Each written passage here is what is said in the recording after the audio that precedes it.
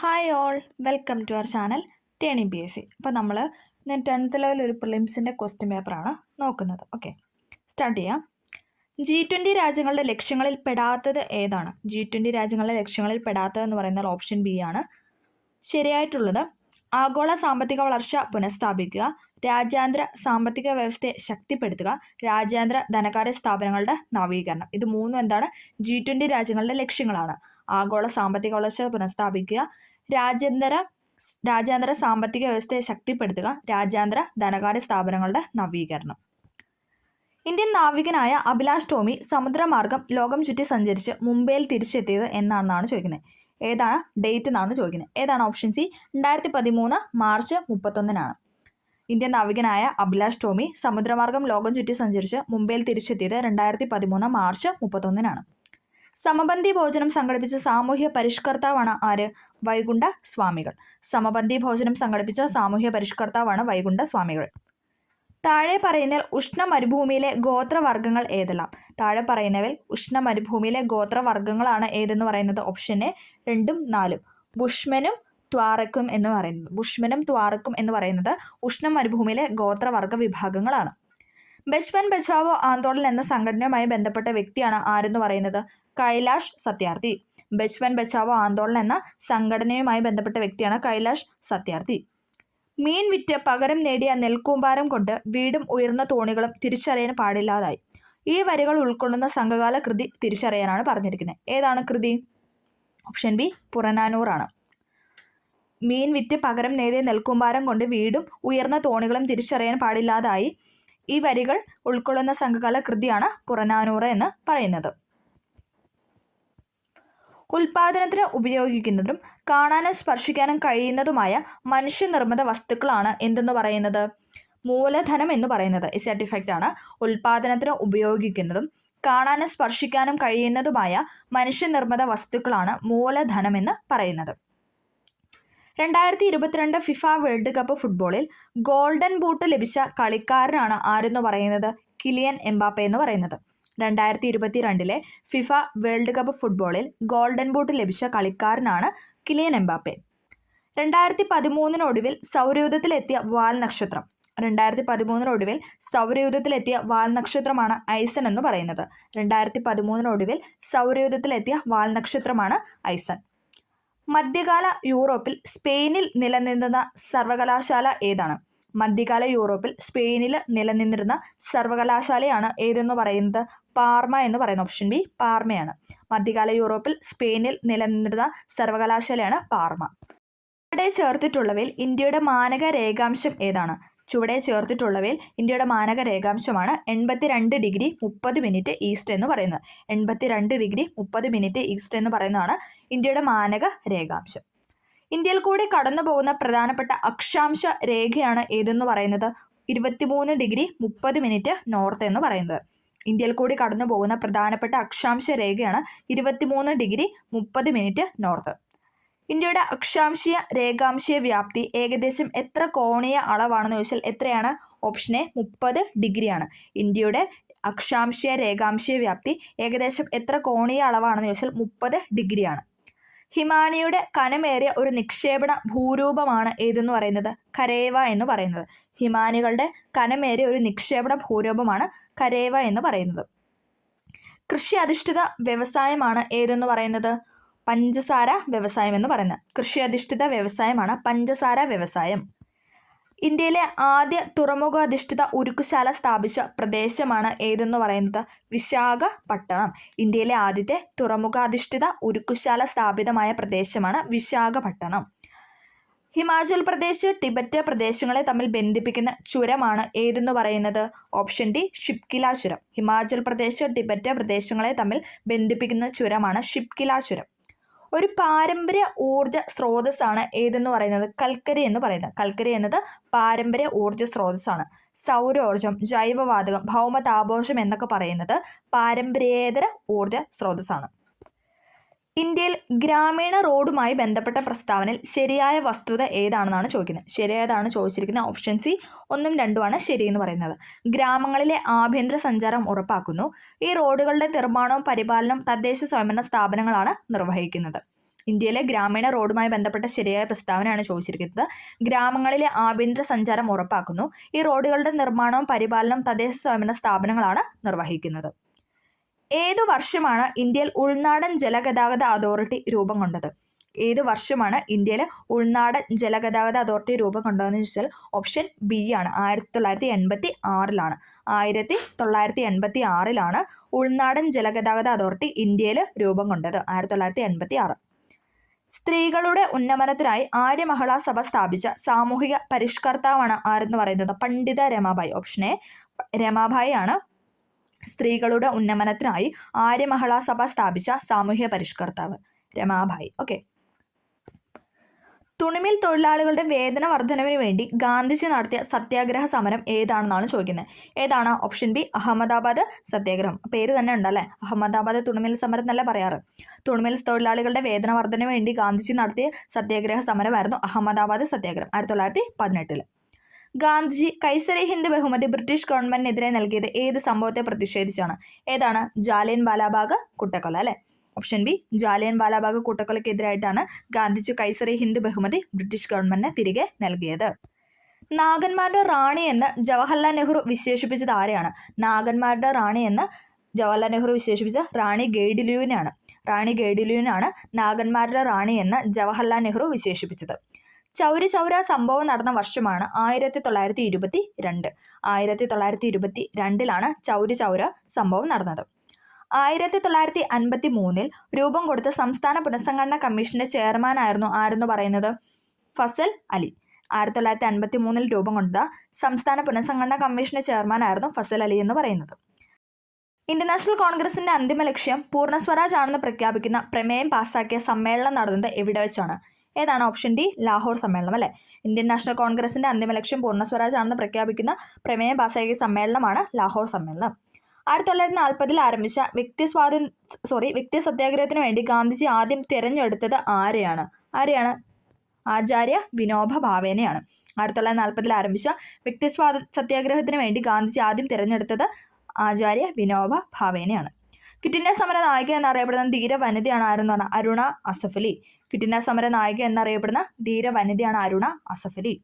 Indian നവോത്ഥാനത്തിന്റെ പിതാവ് എന്നറിയപ്പെടുന്ന സാമൂഹ്യ പരിഷ്കർത്താവാണ് രാജാറാം മോഹൻ റോയ്. ഇന്ത്യൻ നവോത്ഥാനത്തിന്റെ പിതാവ് എന്നറിയപ്പെടുന്ന സാമൂഹ്യ പരിഷ്കർത്താവാണ് രാജാറാം മോഹൻ റോയ്. 1924 ഒളിമ്പിക്സിൽ പങ്കെടുത്ത മലയാളിയാണ് ആരെന്ന് പറയുന്നത്? CK Lakshmanan. Option B CK Lakshmanan 1924 ഒളിമ്പിക്സിൽ പങ്കെടുത്ത മലയാളി താരമാണ്. 1924 ഒളിമ്പിക്സിൽ പങ്കെടുത്ത മലയാളി താരമാണ് CK ലക്ഷ്മണൻ.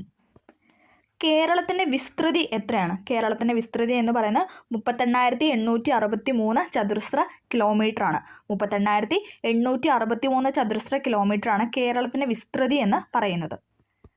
കിഴക്കിന്റെ വെന്നീസ് എന്നറിയപ്പെടുന്ന ജില്ലയാണ് ഏതെന്ന് പറയുന്നത്? ആലപ്പുഴ. കിഴക്കിന്റെ വെന്നീസ് എന്നറിയപ്പെടുന്ന ജില്ലയാണ് ആലപ്പുഴ. കേരളത്തിൽ ഏറ്റവും അധികം വനമേഖലയുള്ള ജില്ല ഏതാണ്? ഓപ്ഷൻ സി ഇടുക്കിയാണ്. കേരളത്തിലെ ഏറ്റവും അധികം വനമേഖലയുള്ള ജില്ലയാണ് ഇടുക്കി എന്ന് പറയുന്നത്. കേരളത്തിലെ ഏറ്റവും വലിയ കായലായ വേമ്പനാട്ട് കായൽ ഏതെല്ലാം ജില്ലകളിൽ വ്യാപിച്ചു കിടക്കുന്നു? ഏതൊക്കെയാണ്? ആലപ്പുഴ, കോട്ടയം, എറണാകുളം. കേരളത്തിലെ ഏറ്റവും വലിയ കായലായ വേമ്പനാട്ട് കായൽ വ്യാപിച്ചു കിടക്കുന്നത് ആലപ്പുഴ, കോട്ടയം, എറണാകുളം ജില്ലകളിലൂടെയാണ്. കേരളത്തിലെ ഏറ്റവും ഉയർന്ന കൊടുമുടിയായ ആനമുടിയുടെ ഉയരം എത്രയാണ്? ഓപ്ഷൻ ബി 2695 മീറ്ററാണ് ആനമുടിയുടെ ഉയരം എന്ന് പറയുന്നത്. 2695 മീറ്ററാണ് ആനമുടിയുടെ ഉയരം. കേരളത്തിൽ എത്ര പട്ടികജാതി സംവരണ നിയോജക മണ്ഡലങ്ങൾ ഉണ്ട് എന്ന് ചോദിച്ചാൽ എത്രയാണ്? 14 നിയോജക മണ്ഡലങ്ങളാണ്. കേരളത്തിൽ 14 പട്ടികജാതി സംവരണ നിയോജക മണ്ഡലങ്ങളാണ് ഉള്ളത്. കേരള സംസ്ഥാന ജൈവ വൈവിധ്യ ബോർഡ് രൂപീകൃതമായത് ഏതു വർഷമാണ്? കേരള സംസ്ഥാന ജൈവ വൈവിധ്യ ബോർഡ് രൂപീകൃതമായത് 2005 കേരള സംസ്ഥാന ജൈവ വൈവിധ്യ ബോർഡ് രൂപീകൃതമായത് 2005 കേരളത്തിൽ ഏറ്റവും കൂടുതൽ മഴ കിട്ടുന്ന മൺസൂൺ കാലം ഏതെന്ന് കണ്ടെത്താനാണ് പറഞ്ഞിരിക്കുന്നത്. ഏതാണ്? ഓപ്ഷൻ ബി ജൂൺ മുതൽ സെപ്റ്റംബർ വരെയാണ് തെക്ക് പടിഞ്ഞാറ് മൺസൂൺ അല്ലേ. കേരളത്തിൽ ഏറ്റവും കൂടുതൽ മഴ ലഭിക്കുന്ന മൺസൂൺ കാലഘട്ടമാണ് ജൂൺ മുതൽ സെപ്റ്റംബർ വരെ. കേരള പഞ്ചായത്ത് രാജ് നിയമം പാസാക്കിയ വർഷം. കേരള പഞ്ചായത്ത് രാജ് നിയമം പാസാക്കിയ വർഷം എന്ന് പറയുന്നത് ഏതാണ്? ഓപ്ഷൻ സി 1994 കേരള നിയമസഭ കേരള പഞ്ചായത്ത് രാജ് നിയമം പാസാക്കിയത് 1994 ഒന്നേകാൽ കോടി മലയാളികൾ എന്ന ഗ്രന്ഥത്തിന്റെ രചയിതാവാണ് ആരെന്ന് പറയുന്നത്? EMS നമ്പൂതിരിപ്പാട്. ഒന്നേകാൽ കോടി മലയാളികൾ എന്ന ഗ്രന്ഥത്തിന്റെ രചയിതാവാണ് EMS നമ്പൂതിരിപ്പാട്. 1921 അഖില കേരള അടിസ്ഥാനത്തിലുള്ള പ്രഥമ രാഷ്ട്രീയ സമ്മേളനം നടന്നത് എവിടെ വെച്ചാണ്? എവിടെയായിരുന്നു? ഓപ്ഷൻ എ ഒറ്റപ്പാലത്ത് വെച്ചായിരുന്നു അല്ലേ? 1921 അഖില കേരള അടിസ്ഥാനത്തിലുള്ള പ്രഥമ രാഷ്ട്രീയ സമ്മേളനം നടന്നത് ഒറ്റപ്പാലത്ത് വെച്ചിട്ടായിരുന്നു. ബ്രിട്ടീഷ് ഭരണത്തോടുള്ള എതിർപ്പ് വെണ്ണീജ ഭരണം എന്ന പ്രയോഗത്തിലൂടെ പ്രകടിപ്പിച്ച സാമൂഹിക പരിഷ്കർത്താവാണ് ആര്? വൈകുണ്ഠ സ്വാമികൾ. ബ്രിട്ടീഷ് ഭരണത്തോടുള്ള എതിർപ്പ് വെണ്ണീജ ഭരണം എന്ന പ്രയോഗത്തിലൂടെ പ്രകടിപ്പിച്ച സാമൂഹ്യ പരിഷ്കർത്താവാണ് വൈകുണ്ഠ സ്വാമികൾ.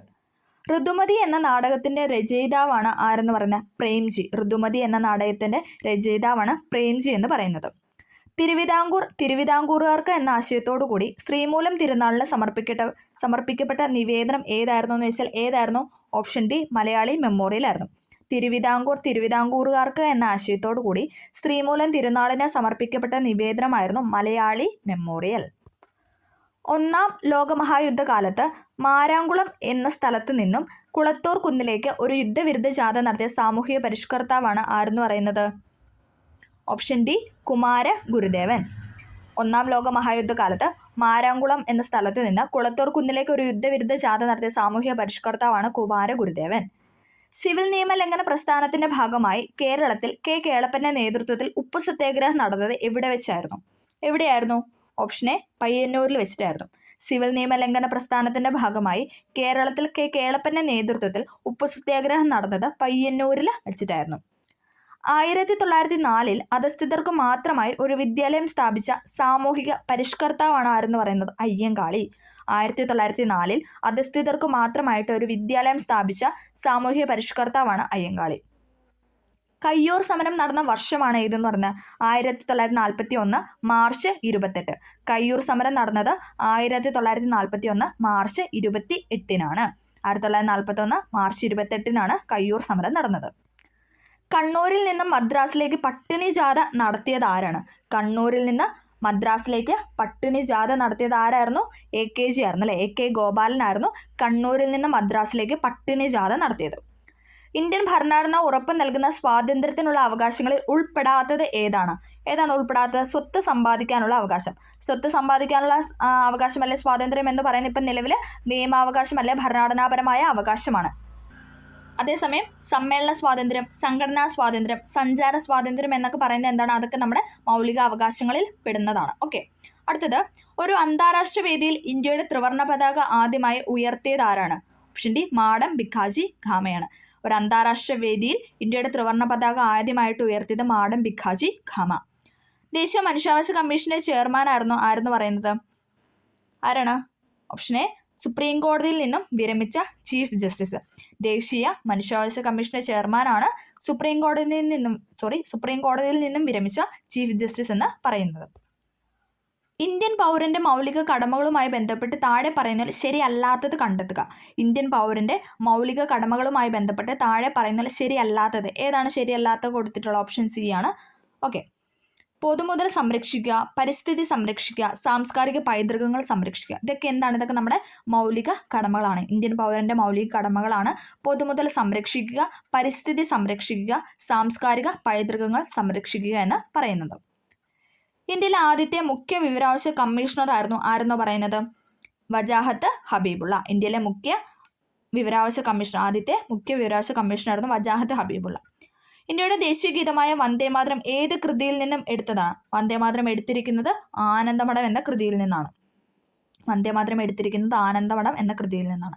മൗലിക അവകാശങ്ങളെ അവസര സമത്വം ഉൾക്കൊള്ളുന്ന ഇന്ത്യൻ ഭരണഘടന വകുപ്പ് ഏതാണ്? അവസര സമത്വം എന്ന് പറയുന്ന ആർട്ടിക്കിളാണ് ഏതെന്ന് പറയുന്നത്? 16-ാം ആർട്ടിക്കിൾ. 16-ാം ആർട്ടിക്കിളിലാണ് അവസര സമത്വത്തെക്കുറിച്ച് പറയുന്നത്. അശോക സ്തംഭം ഇന്ത്യയുടെ ദേശീയ ചിഹ്നമായി അംഗീകരിച്ചത് എന്നാണ്? അശോക സ്തംഭം ഇന്ത്യയുടെ ദേശീയ ചിഹ്നമായിട്ട് അംഗീകരിച്ചത് 1950 ജനുവരി 26-നാണ്. 1950 ജനുവരി 26-നാണ് അശോക സ്തംഭം ഇന്ത്യയുടെ ദേശീയ ചിഹ്നമായിട്ട് അംഗീകരിച്ചത്. ഇന്ത്യയുടെ ദേശീയ ഗാനമായ ജനഗണമന ഏതു ഭാഷയിലാണ് രചിക്കപ്പെട്ടത്? ബംഗാളി ഭാഷയിലാണ് അല്ലേ? എല്ലാവർക്കും അറിയാം ഇന്ത്യയുടെ ദേശീയ ഗാനമായ ജനഗണമന രചിക്കപ്പെട്ടത് ബംഗാളി ഭാഷയിലാണ്. ഇന്ത്യൻ ഭരണഘടനയിലെ മൗലിക അവകാശങ്ങളുമായി ബന്ധപ്പെട്ട പ്രസ്താവനയാണ് ചുവടെ നൽകിയിരിക്കുന്നത്. ശരിയായത് കണ്ടെത്തുക. മൗലിക അവകാശവുമായി ബന്ധപ്പെട്ട ശരിയായ പ്രസ്താവനയാണ് ചോദിച്ചിരിക്കുന്നത്. ഇവിടെ ഓപ്ഷൻ എ ആണ് ശരിയായിട്ട് കൊടുത്തിരിക്കുന്നത്. 2ഉം 4ഉം. അമേരിക്കൻ ഭരണഘടനയിൽ നിന്നും കടം കൊണ്ടതാണ് മൗലികാവകാശം. ശരിയാണല്ലേ? മൗലികാവകാശം എന്ന ആശയം ഇന്ത്യ കടം കൊണ്ടിരിക്കുന്നത് അമേരിക്കൻ ഭരണഘടനയിൽ നിന്നുമാണ്. സാംസ്കാരികം വിദ്യാഭ്യാസപരമായ അവകാശം എന്നത് മൗലിക അവകാശമാണ്. ശരിയാണല്ലേ? സാംസ്കാരിക വിദ്യാഭ്യാസപരമായ അവകാശം നമ്മുടെ മൗലിക അവകാശമാണ്. അത് ശരിയാണ്. മൗലിക അവകാശങ്ങൾ ലംഘിക്കപ്പെട്ട അത് എന്താണ്? ന്യായവാദ അർഹമാണ് അല്ലേ? നമുക്ക് സുപ്രീം കോടതിനെ സമീപിക്കാം എന്നാണ് പറയുന്നത്. അതോടൊപ്പം എന്താണ്? ഭാഗം 3ലാണ് മൗലിക അവകാശം ഉൾപ്പെടുത്തിയിരിക്കുന്ന പാർട്ട് 3ലാണ്. ഓക്കെ. അടുത്തത് മാംസാഹാരികൾക്ക് ആഹാരം കടിച്ചു കയറാൻ സഹായിക്കുന്ന പല്ലാണ് ഏതെന്ന് പറയുന്നത്? കോമ്പല്ല് എന്ന് പറയുന്നത്.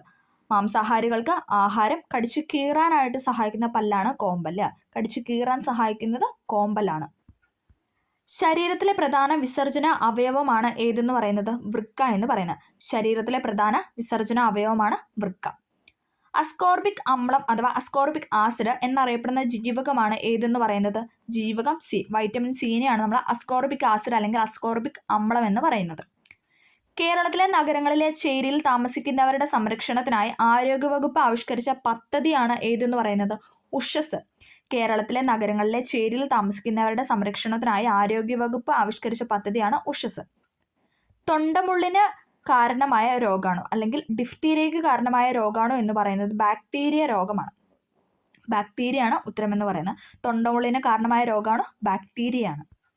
താഴെ തന്നിരിക്കുന്നവയിൽ സങ്കരയിനം പച്ചമുളക് ഏതാണ്? താഴെ തന്നിരിക്കുന്ന സങ്കരയിനം പച്ചമുളക് എന്ന് പറയുന്നത് ഏതാണ്? ഓപ്ഷൻ എ ഉജ്ജ്വല അല്ലെ? ഉജ്ജ്വല, ജ്വാലാമുഖി എന്നൊക്കെ പറയുന്നത് സങ്കരയിനം പച്ചമുളകാണ്. ഓക്കെ.